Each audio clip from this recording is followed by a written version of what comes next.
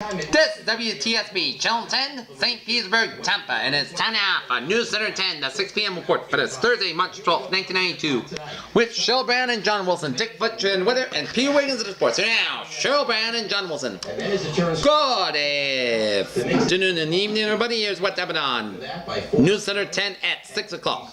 St. Petersburg, a moment of a month before death, Elizabeth Furman approached her jeweler and asked for help obtaining prescription drug Demerol, a synthetic form of morphine that one of the strongest narcotics.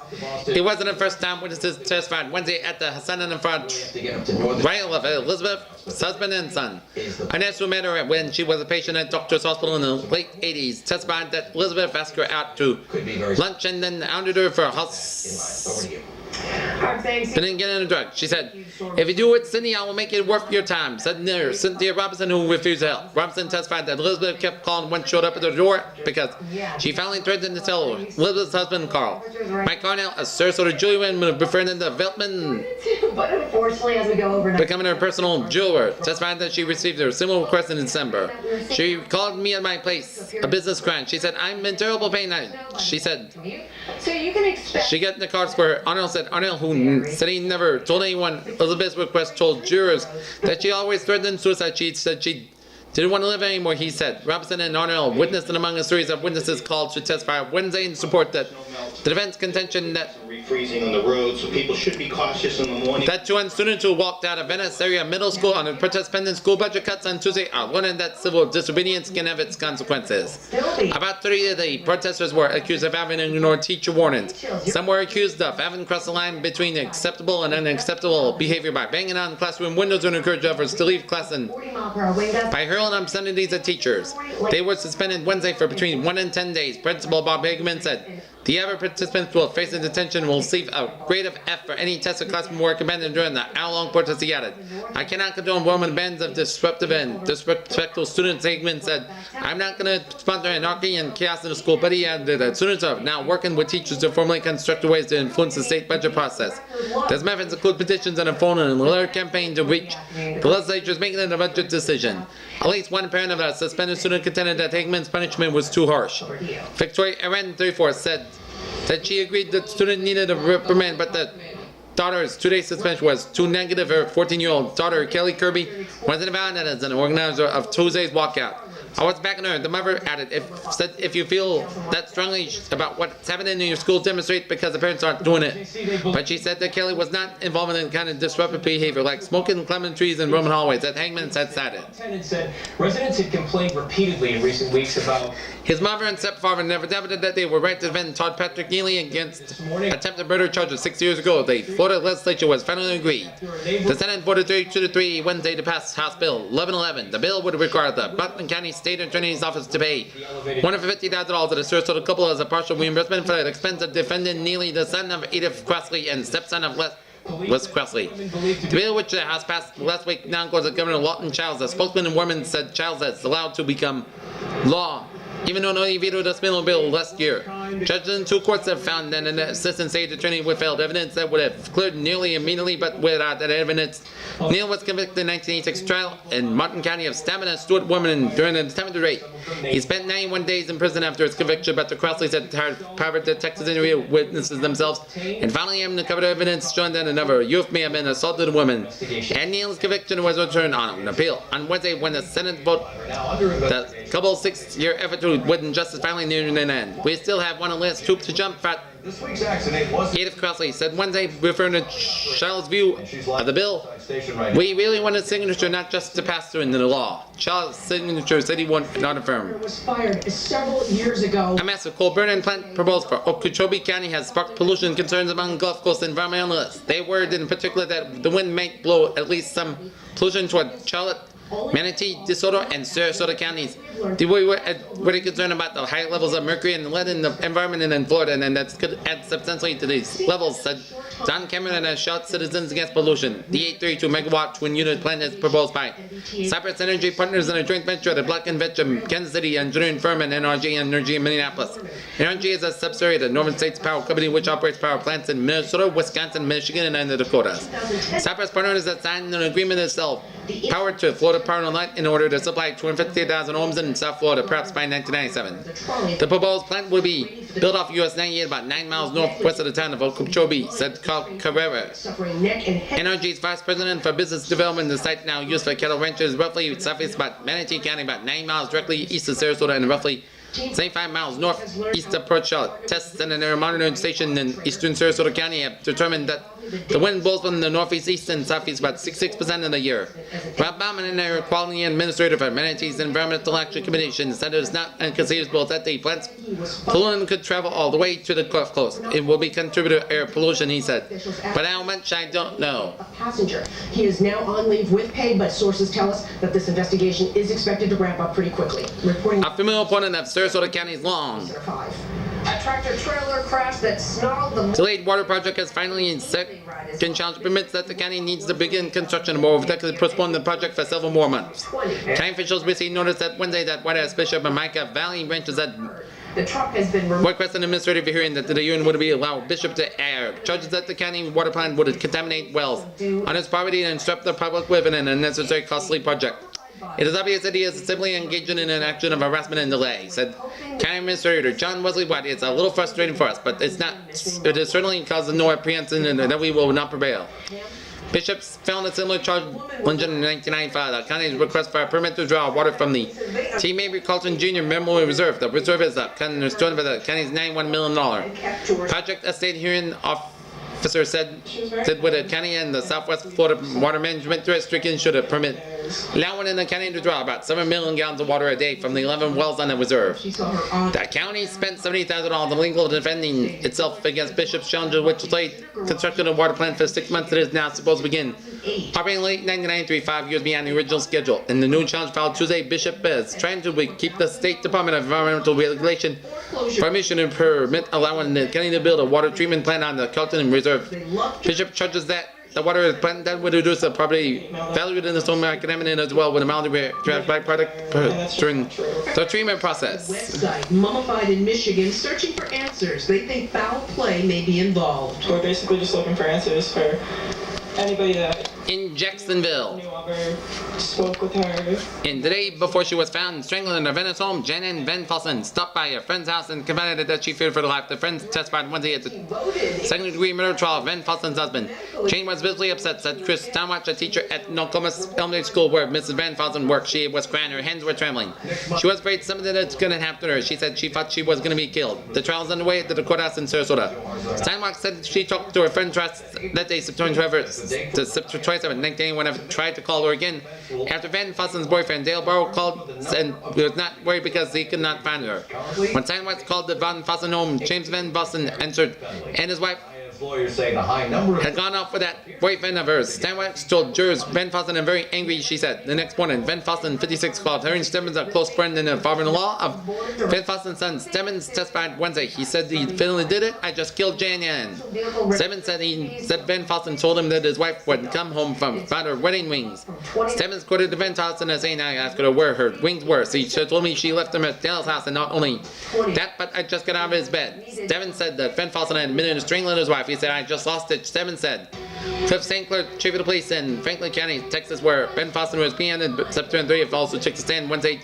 He said in Van Fossen asked me what I would have been done. I told him I would have killed another person. I said, I killed her and I'd likely to kill her again, said St. Clair. Said Stemmons testified that it was gunman Nominee Jean's Bar and Grill in Venice, where his wife owns, and which was frequented by Van Fossen, that the Van Fossens were having marital problems, and both Van Fossens divorce lawyers and September 27 witnesses testified. The prosecution rested in this case Wednesday.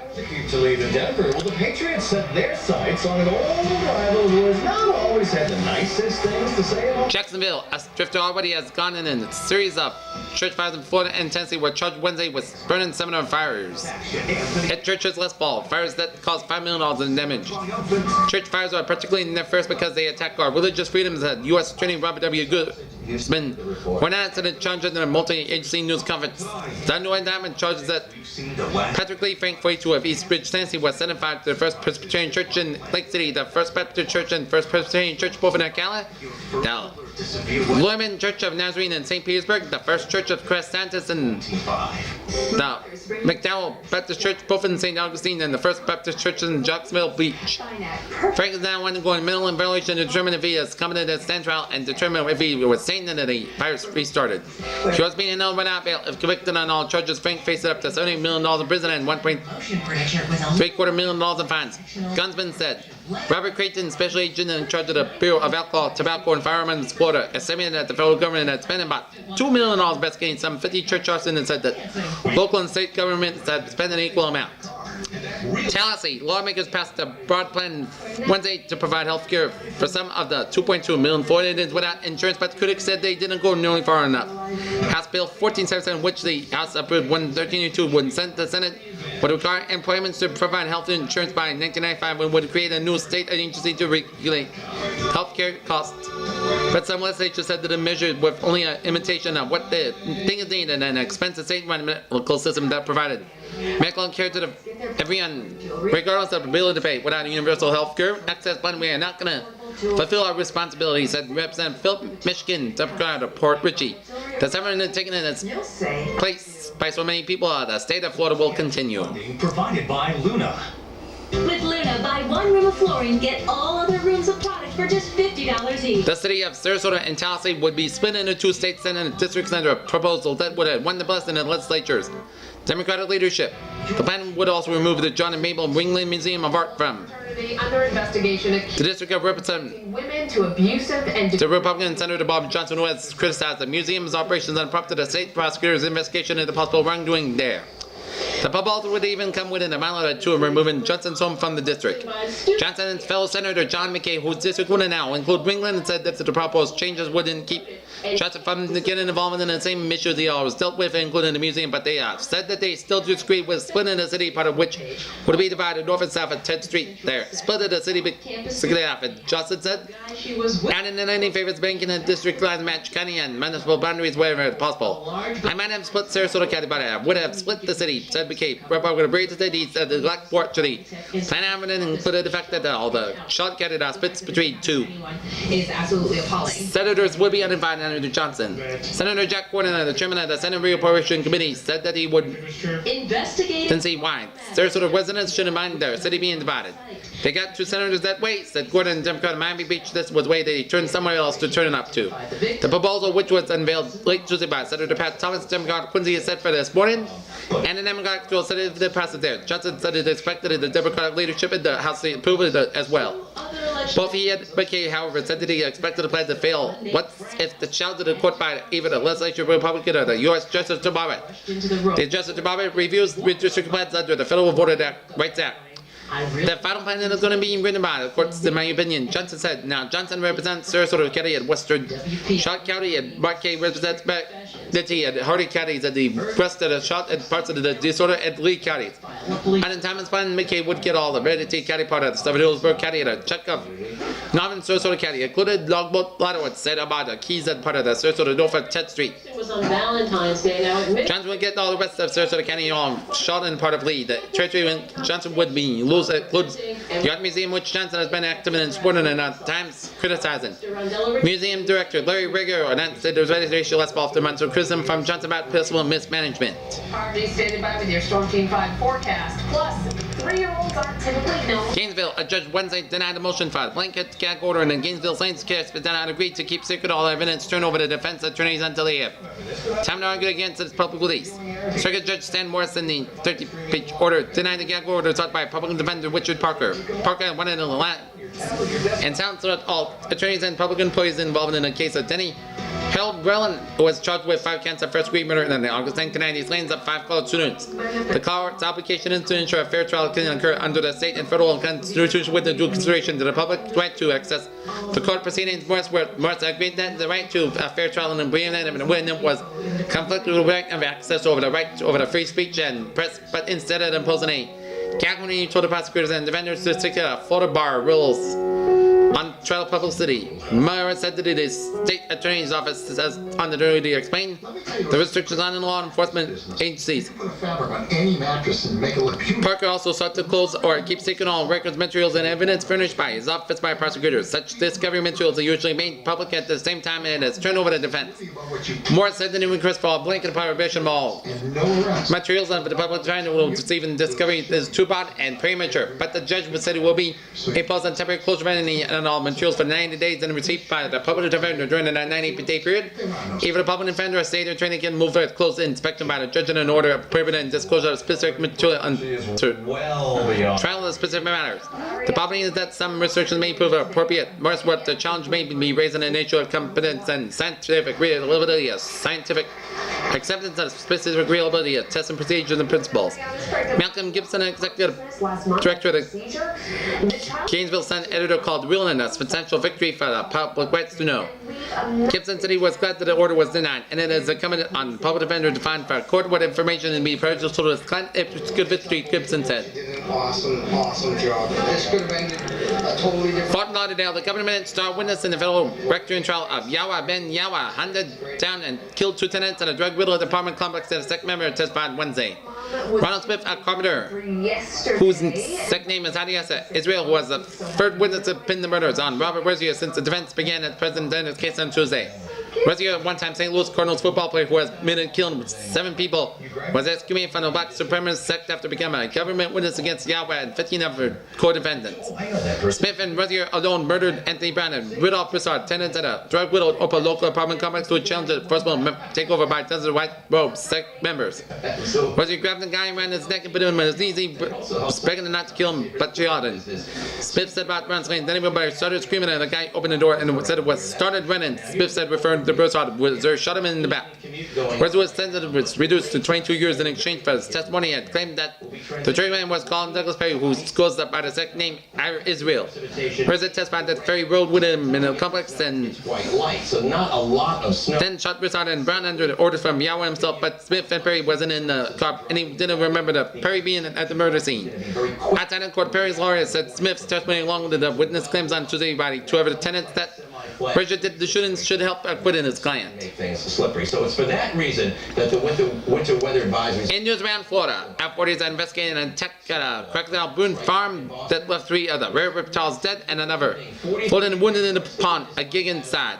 One was gigged in the side, but it apparently got away, and it's still in the breeding area. If we could get to it, we put it out of this misery. Breeder Tracy Howell said Wednesday. That's one reason. I hope whoever did it gets caught. The crocodiles, which Howell said were a now species native to Africa, were no longer than 6 feet and were 4 to 5 years old. Some spade apples were cut beyond the head with a knife or an axe. It's amazing someone who would risk the danger of hunting in the lake stocked with more than 100 crocodiles, Howell said. In Tampa, a woman claiming she was drugged and raped at the home of a former newspaper executive was unconscious during the attack and later made up details, the prosecutor said Wednesday. Based on the subject of what happened, she made a story. Assistant State Attorney Carol Merkin said his opening statement in a high-profile case, that's what she felt a rape victim should do. I know a rape victim shouldn't know what happened to her. The assertion came as the defense pointed out that inconsistencies in a case against Carl Allison, a 26-year-old accused of picking up a 21-year-old Clearwater woman in a bar last April, slipping her LSD and assaulting her. Her 4 commanded his 4 campers that night, sons of prestigious local families that accepted plea deals in exchange for their testimony. Among them was Mark Kumansky, 25, son of former Tampa-St.Petersburg President James Zabansky. The father was out of town when the attack occurred. In his home, allegedly. In Havana this afternoon, 2 years, a man held in contempt of the court because of the t-shirt he wore has been ordered back to jail. The case began when Bruce Riggs was sentenced to 10 days in jail for contempt. He appeared in the court in the traveling factory wearing a shirt with the offender holding a picture of a forest-clad woman in the back of this t-shirt read, Holland, but as I mentioned, it's northern New England. Citrus County Judge Gary Graham ruled Tuesday that Riggs was served 5 days because of the sentence in 1999, must serve the rest of this because of all his appeals right now. I was falsely charged. I feel my rights validated, he told Graham. Freezing and then very cold by tomorrow morning, teens and low 20s. So that's why we say the risk of a flash freeze is. With his back against the wall of the Christian losses to Bill Clinton in the most of the Super Tuesday contest, Paulie sung his fall, lies back to the Midwest and begins pummeling him about questions of character. Former President Richard Nixon, speaking at a foreign policy conference in Washington, said that the United States must learn On Sunday, there are a couple of and lead the world and provide a massive aid to the former Soviet republics of with confrontation with a new generation of foes. to really affect us. Stainless Golden Aerospace executive known for building tough, dependable space hardware is named by President Bush said NASA, replacing a former astronaut resigned under pressure. Ice jams divert a Russian river fought the downtown of Vermont's capital. Montpelier shut it down. State government and closing schools. The United Nations Security Council confronts Saddam Hussein's top envoy Tariq Aziz with charges that Iraq is playing a game of cheating retreat from its promise to disarm and respect its people's human rights. But as it slashes back at the council, House panel with Republicans on board recommends an increase in the government-backed loans to small businesses.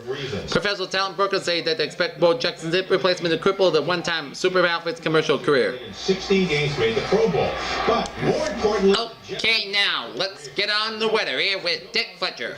Good evening, everybody. Right now, current conditions at 54 in McNeil. It's 53 at Tampa Bay Airport.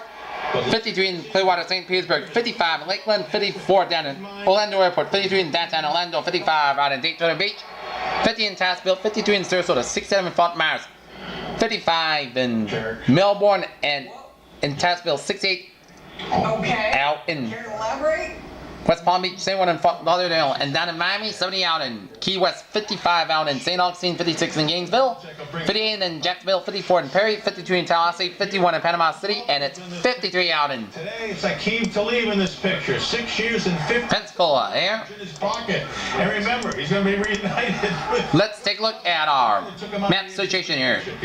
It was raining down for much of southern Texas and snowing from western and upstate New York up in the northern New England there. Well, it was beyond this front cold for much of the northeastern portion of the United States, stretching out Midwest and the United States. It was cool for much of the southeast and drying mild in the west coast there. Okay, let's take a look at our forecast for tonight. Hot, cloudy, and cold, low in the low to mid 40s. Light wind. Friday, mostly clouds, high near 70 degrees. Extended forecast. Most and fair Saturday, Monday, with the daily highs around 70 degrees. Overnight lows extended into near 50 degrees. Around the United States, cold, windy weather lingering in the northeast today and Friday. Temperatures east of the Appalachians were 10 to 20 degrees below normal. Northwest winds we average about 15 to 35 miles per hour, produce very low wind chills, 40 mile per hour. Winds across the Great Lakes with temps snowing in western and central New York and snow fell into the Great Smoky Mountains at Tennessee. Golden forecast Cape Sable to Tarpon Springs. Today, winds north around 10 knots, seas 2 to feet. Inland waters are high chop, a few showers south part today and tonight. Tonight, wind variable less than 10 knots, seas 2 feet. And Tarpon Springs the Appalachia. Today, winds northwest winds, then 10 knots, seas 2 feet. Inland waters smooth tonight, wind variable less than 10 knots and seas less than 2 feet, and inland waters are smooth. Fish and Pompano on Aquarium and then Big Pass and sunset 6:37 p.m. and sunrise tomorrow morning 6:42 a.m. Full moon March 18th, last quarter March 26th, new moon April 3rd, and last quarter moon April 10th. Pretty scary. That's coming in for the weather. I'm Dick Fletcher. Peter Wiggins has the report. Stay away, Peter. Okay, thank you. T5 investigates uncovers a few. Thank you, Dick. The Miami Heat will be coming to the Manatee Civic Center in Sarasota then up. The Miami Heat will begin to come to the Manatee Civic Center this fall for an exhibition game against either the Washington Bullets or the New Jersey Nets. Director Walter Golby said Wednesday there will be the first time an NBA team has played at the Civic Center, he said. On Wednesday in Sarasota, the Manatee County Commission, which also sits on the Civic Center for the unanimously approved bringing the Heat to Bradenton. There is no signed contract, but both Golby and Miami Heat spokesman Mark Price said they anticipate swimming with turtles, mountain biking, and no snacks. Golby said that'll be a Nets are a more likely opponent than the Bullets. That's better than even holds chances. He said Wednesday. Both Golby and Prey hope that the Heat will return for other exhibition games. Hopefully, this will be workout where we can do it every year. Sponsored by Commerce Bank. My dad is always saying, there's no such thing as a free lunch. That's why I couldn't wait to tell him about really free checking at Commerce Bank. Forget all the pal season hype and drama for at least a week. The Florida State Seminoles coming off a 15-day layoff.